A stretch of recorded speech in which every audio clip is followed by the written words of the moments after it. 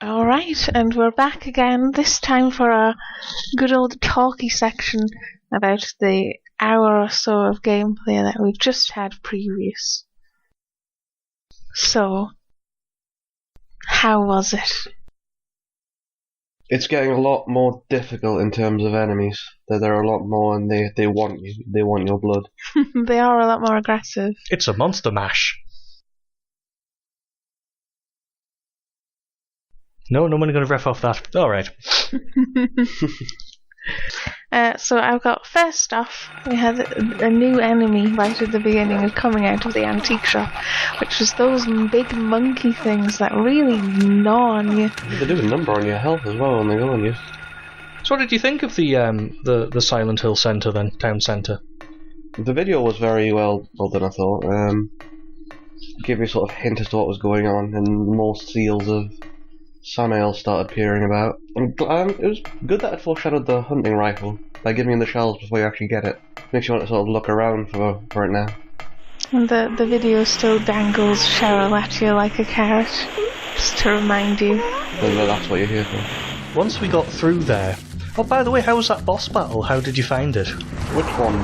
The caterpillar boss fight. The caterpillar was fairly easy, but annoying.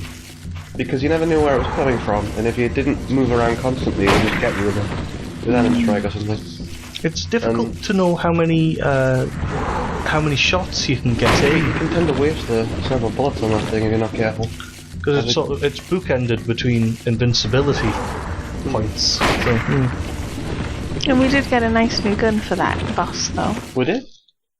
Yon rifle. You managed to save a few shots while it was coming later.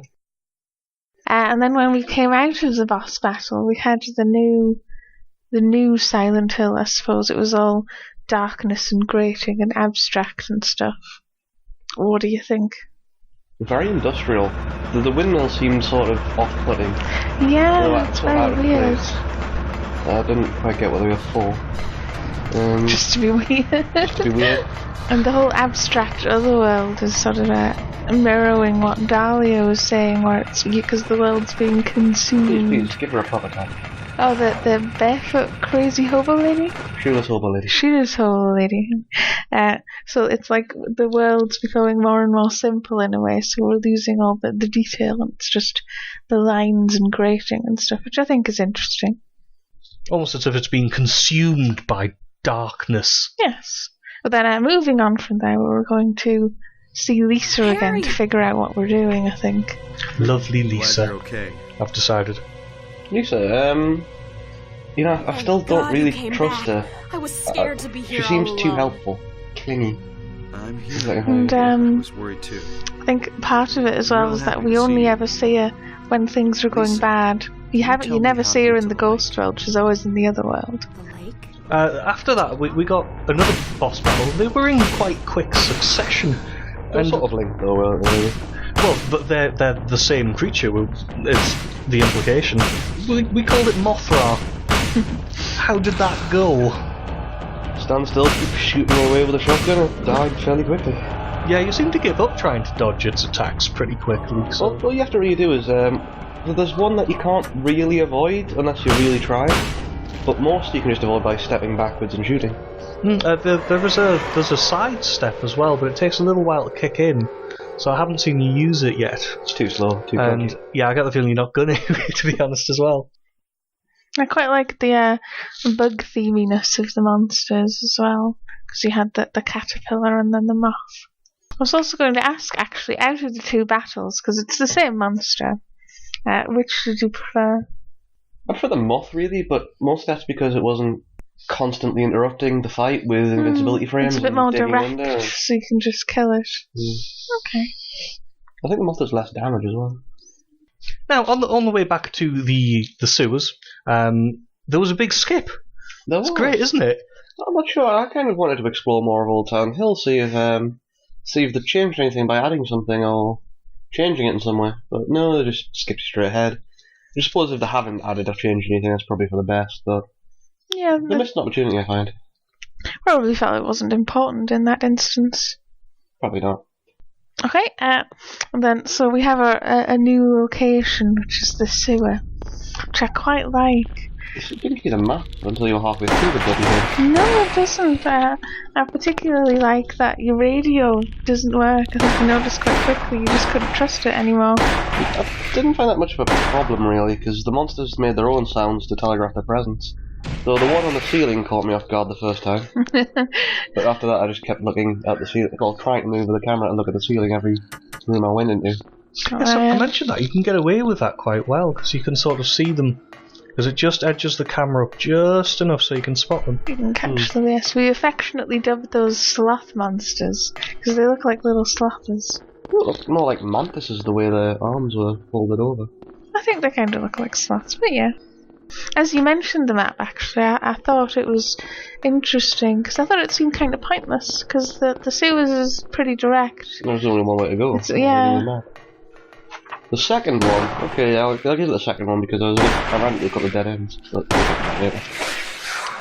And then we had the sort of end of the sewers because you shot those 4 slothy mantis monsters. 4 in a row, and then it did more of them after you picked up that key, and it was like very frantic. I don't want to waste ammo on these No! guys. It was just throwing them at you by the handful. And then new area, the result. And the first person we meet is Kaufman. And before, I'd just like to mention, it was nice of the game to show you the ammo through the window, to direct you at that dilapidated building. Oh yes, just as you come out the sewers, yeah. Yeah, it's like, here's some pickups, explore this, you'll get something. I think it's sort of a gentle restocking. Yeah. Here's a break. And yes, Kaufman. Kaufman. I like his face and his trustworthy gentleman. Oh, and we also saw the another new enemy, which Peter says is called the Mumbler, who is attacking Kaufman. I hope that didn't pick up a bullet. I don't think it does. You know, Are you okay? I'm curious actually. I bet it doesn't. Probably won't. I wonder if that's because in Silent Hill 2, right? You're in this cupboard. I'm not going to spoil it because actually Scott hasn't played this before, Silent Hill 2. But there's a moment where you have to shoot a gun from in a cupboard. That's cutscening. It actually provides its own clip. So the cutscene has its own clip, and then you put that into your gun and then shoot it and use the clip. So I thought that was quite clever. I wonder if that's why, because of questions like that.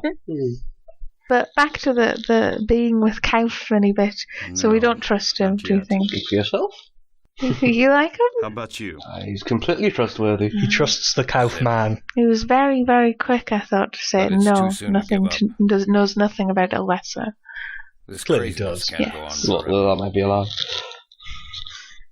And then we had 2 locations in quite quick succession because they were both sort of the optional side ones. We had the motel, which we quite liked that there was lots of references to Psycho, with no one being in the shower Norman and the Norman running the hotel, which is cute. So like with the horror author street names. Then we also had the Indian Runner. That whole thing was optional. Do you remember if you did that before, the last time you played it? Or? The last time I got the worst ending, so I did none of that. I ran straight to the lighthouse. Yes, because it is all actually optional. And then at that point, do we still like Kaufman? Them yelling at you so much. He pinched your red stuff. Might have been his red stuff. Actually, I think it was. It is. Yes, you just sort of go, it's his red stuff. I mean, it's his room. You get the key off him. He's probably going to be a bit annoyed. He did go, hey, Kaufman, you dropped your satchel. He doesn't need to threaten to kill you, though. He threatens to kill you. He's very thug-like. No, he just says that you'll die if you don't pay attention to what really matters. Which is the monsters, I'm assuming. So there was that whole plot dump, I suppose, that happens on yon boat. The little houseboat thing, wasn't it? When going in the houseboat, the corpse sort of jumped out at me, and I wasn't quite expecting it to be there on camera when you went into it. Yeah, it's kind of freaky the way it's just sort of strapped or stuck or fixed to the bulkhead. The characters just don't mention any of these things, like where did these corpses come from, or... I think you could examine it and get him to say something, but yeah. No one else mentions it, though, because I think he did examine it, actually. Sybil, yes, but Harry seems a lot more confident in what's going on around him now. Not so worried he's crazy. No, which I don't find makes too much sense, as there hasn't been that much time elapsed since How did you Am get I back crazy? here? Is all this real and I just done drugs too? The sewer. Yeah, I know what's going on there. Were you the one who cut the I think the fence? conversation with Sybil helped. Yeah. Because when Sybil goes, "No, you I'm actually glad you made bodily it. I was worried disappeared," about you. maybe that was part You of his were realization. Or it could Where just be did you disappear desperation to? in his search for his daughter, that he has Never to mind. narrow his focus down on that and worry I about want to nothing know else, what's going perhaps. on. That and all the crazy stuff What is that's with been this happening. town? How else are you supposed This to may deal with it? sound really off the wall. Didn't Dahlia seem a little bit too pleased about the end of the world? And people burning in He's very hell. enthusiastic. The dead will walk Oh, I'll and give martyrs the will crazy woman that. burn in the fires of hell. You know, because you can contrast this with Kaufman, who's like, well, the army's coming soon, and Yes, he's hopefully very, they'll rescue us. He's a bit pragmatic. optimistic, isn't he? Do? I've got to Oh, save I don't know, I Cheryl. think it's a bit more pragmatic. Why would you assume that, you're all going to burn in hell and there's demons? Because there's demons everywhere. But that's not usual. I guess. Yeah, that's right. But yes, rather crazy Dahlia. And then from them, I quite like that, because it sort of goes, well, here's two immediate goals, lighthouse, amusement park, and it sort of almost says that you only have to do one, with The light- Sybil going to do the Yeah, other. the lighthouse feels a bit of a waste of time as you sort of go there. Wait! You see someone for half a second and that's Yeah, Bit of an anticlimax. it. Yeah. I was too late. possibly quite deliberately, because it feels like there's all this build-up with the evil Silent Hill and meeting Sybil and meeting Dahlia again. It's also a good, unique location to have some sort of UFO ending. And then we go straight to the amusement park as well, and this time we're following Sybil and trying to catch up with her. The industrial amusement park. But more- I quite like the second trip through the sewer. I Yes. forgot about that, yeah. It gives you a map straight away that time, thankfully. Yeah, and I just like the way they draw the difference between the first sewer and the second sewer. There's more monsters, there's more bodies strapped to the bulkhead. Marcus Samuel covered everything. There was a lot more colour as well, because there was blue bits on the walls Green and bits on the green all floor. over the floor. Mumblers. And yes, there was now mumblers. Don't think I've actually killed a mumbler. No, because, well, you went into the sewers the second time, but it was just full of enemies. You can see why you opted for the running. Well, as the orcs often say, if we leg it, we can fight again another day. Yes. And then we finally get to the amusement park. And it wasn't amusing. No. Oh, There's more of those cute little ghost things in there. yeah, the little cute squeaky things, and there was a grey child, though again we ran past them all. I've killed enough of them. But there was lots of eerie rides, which I think are made worse by the fact that there's sort of all this darkness. I noticed the game slowing down a lot when those were rendered on screen. Yeah, I think that's just the game. I think it just can't quite handle the amount of graphics there. To be honest, the frame rate never dipped that low. It was still playable. Yeah. The draw distance was very apparent.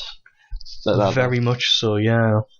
I think I even remember that from years ago, seeing that, even on the PlayStation 1. And the carousel, I think, came next. Yeah, then we just have the battle with Sybil.